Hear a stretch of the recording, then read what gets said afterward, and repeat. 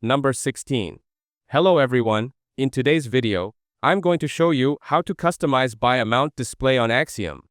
To start, log into your Axiom account on the web or Pro.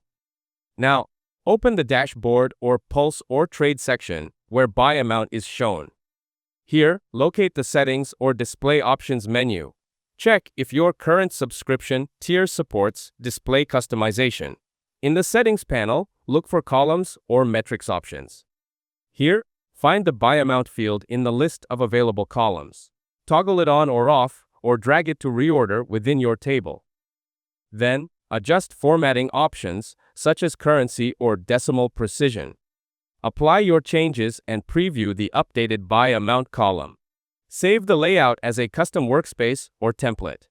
Switch between saved layouts depending on your trading style. Finally, revisit settings anytime to update buy amount display preferences.